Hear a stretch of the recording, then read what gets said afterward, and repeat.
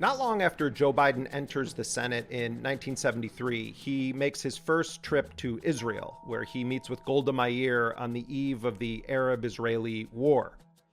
I go all the way back to Golda Meir. Oh, God, I'm getting old. And after that trip, Joe Biden makes defending and promoting Israel a central component of his foreign policy vision and positions. Were there not an Israel, the United States of America would have to invent an Israel to protect her interest in the region. He makes clear that his central priority is building up Israel's military might and funneling money and political support to Israel. In 1982, Joe Biden and a number of other senators have a private meeting with Menachem Begin, who was at the time the Israeli prime minister, and the Israeli invasion of Lebanon was getting underway. And Joe Biden likes to tell this story, as it was reported in the New York Times, about how Biden confronted Begin over the issue of Israeli settlements. New York Times called my exchange with Menachem Begin the bitterest exchange of a highly emotional confrontation.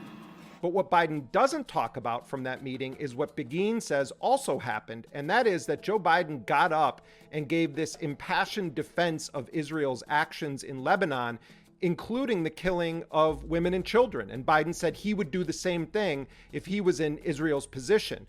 Begin, who himself is a war criminal from his actions as head of a militia in the 1940s, said that Joe Biden was too extreme for him. Biden has this long track record of defending some of Israel's worst atrocities. In fact, in 2001, when the George W. Bush administration issued a very mild criticism of Israel for its so-called targeted assassinations, Biden rebuked George W. Bush, said these aren't assassinations, and actually said that the United States shouldn't be airing its differences with Israel in public.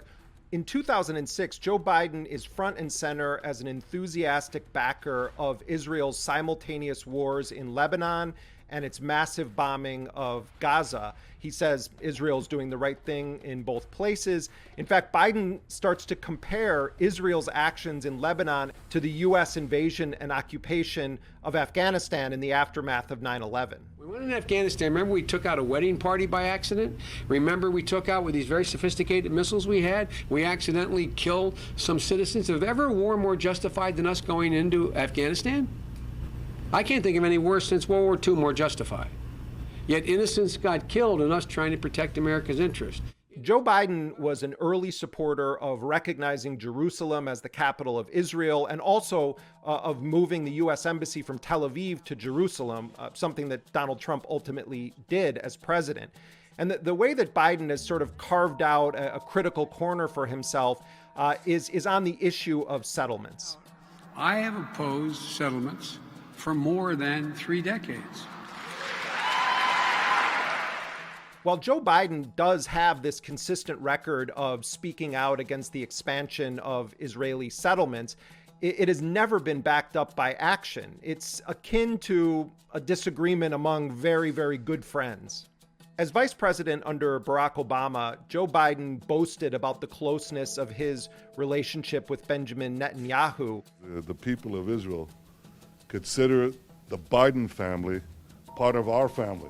And in public, Joe Biden once again defended atrocities by Israel when it raided a humanitarian flotilla. That raid killed 9 people, and according to the UN, 6 of them were killed in what appeared to be an extra-legal summary execution. You can argue whether Israel should have dropped people onto that ship or not, but the truth of the matter is, I think Israel has an absolute right to deal with its security interest. And now Joe Biden is president. And when he entered office, his administration made clear that they did not intend to prioritize the Israel-Palestine situation. But now it's at their front door. You are stealing my house. And if I don't steal it, someone else is going to steal it. No one. The recent horrors unfolding in Jerusalem and Gaza were sparked by an ethnic cleansing operation against Palestinians living in East Jerusalem. Precisely the type of expansion or annexation that Joe Biden has claimed to oppose. But the Biden administration has overwhelmingly ignored this ethnic cleansing and has suggested that it's simply a matter for the Israeli courts.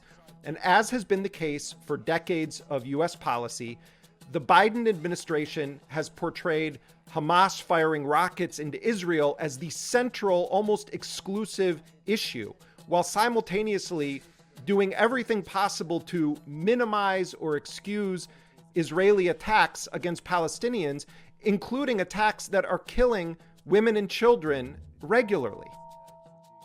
In a series of State Department briefings this week, the spokesperson Ned Price outlined the Biden administration's position, and unfortunately, it's not shocking. Let me start by saying that the United States condemns in the strongest terms the barrage of rocket attacks fired into Israel in recent hours. The journalists at these briefings did an excellent job of exposing the hypocrisy of the administration's positions.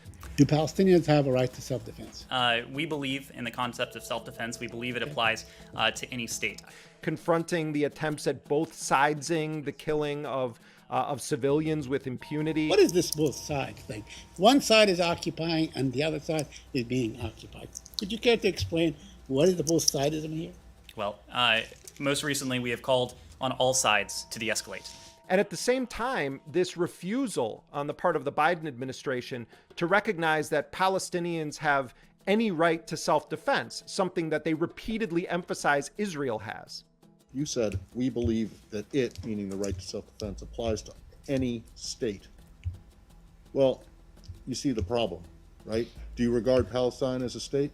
I was making a broader point not attached to Israel or the Palestinians in that case. Unless there is some radical shift in U.S. posture, and very quickly, the conclusion that we can draw is that Joe Biden believes that the Israeli government can ethnically cleanse Palestinian neighborhoods and that the Palestinians have no meaningful right of self-defense. Biden can no longer claim with any credibility to support a two-state solution and pay lip service to opposing Israeli settlements while simultaneously giving the shield of impunity to Israel's crimes. The question is being called right now.